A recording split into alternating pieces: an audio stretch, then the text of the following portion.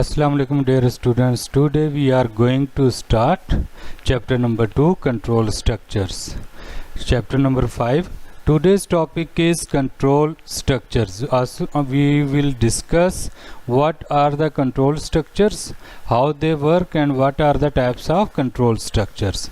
In chapter number 5, this is a complete topic which shows how we control the structure, programs, algorithms, flowcharts, and how we control our programs. So control structures are just a way to specify flow of control in programs. How algorithms and program can be more clear and understood by the self-contained modules called a logic or control structure. So different logics and control structures we use to control the program, flow of control.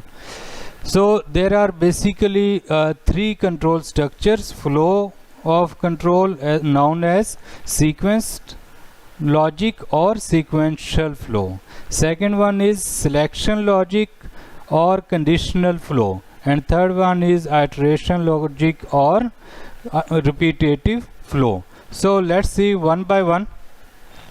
Sequential. Just remember, when we are studying this chapter, we have to focus basic meaning of the terms. So sequential, it has own meanings.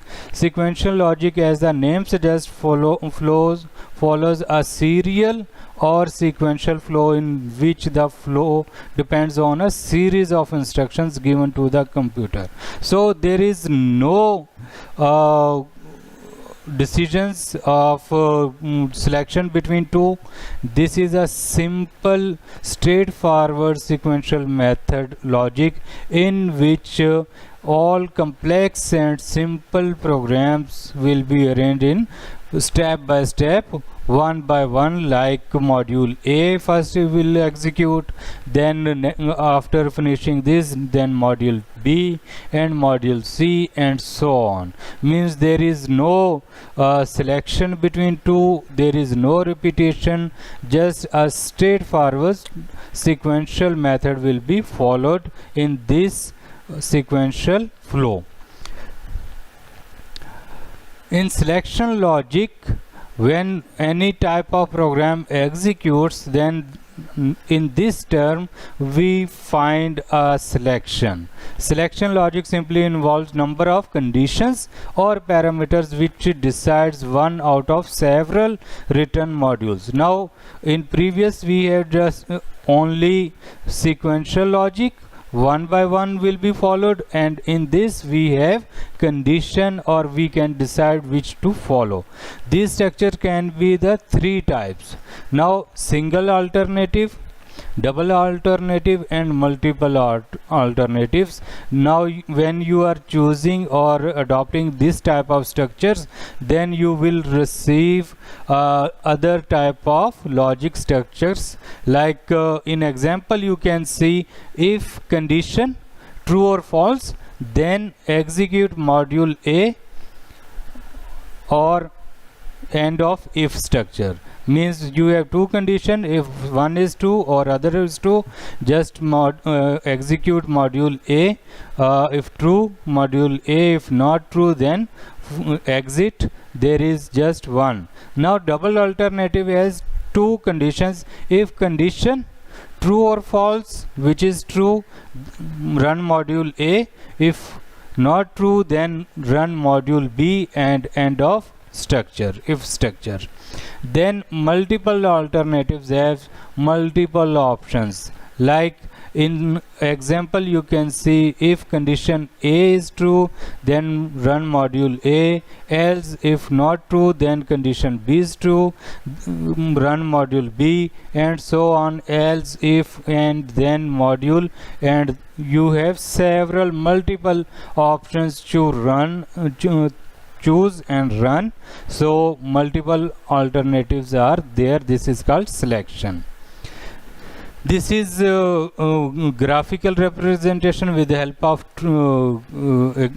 flow chart.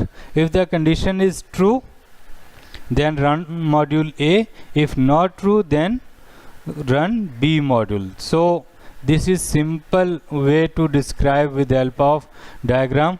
Iteration. Third one is iteration or repetitive, like for loop. These are the basic bodies of the structure, means you have to repeat same and same statement again and again. This is called repetitive. In definition, the iteration logic implies a loop which involves a repeat statement followed by module known as body of loop. There is a loop. If the condition is true or false, it will repeat again and again until the final condition will true or false. For example, in example we can see repeat for I equals to a to n by 1. Now this condition will repeat and again until I will be equals to n. So this we will be discussing in next chapter, but you have to remember iteration logic or repetitive has loops in which simple one condition will repeat again and again until certain condition not occur. In example, k equals to r, k is greater than s, yes, exit. If no, then module execute module, and k plus t, these are the variables.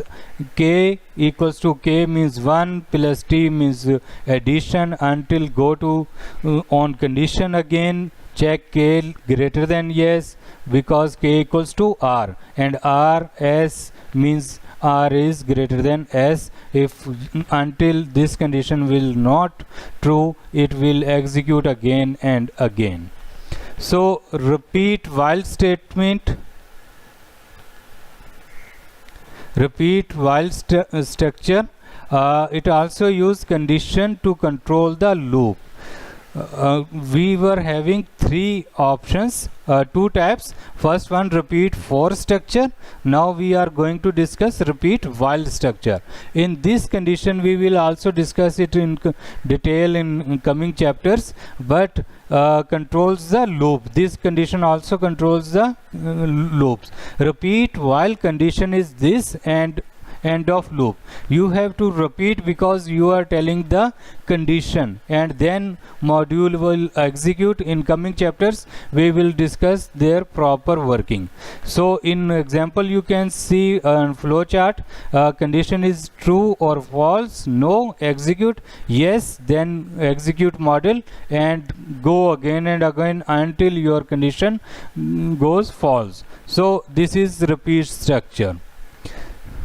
So there your assignment is you have to read this topic from your book and ask your question. Similar we will continue in next chapter, then I will give you the assignment. Thank you so much dear.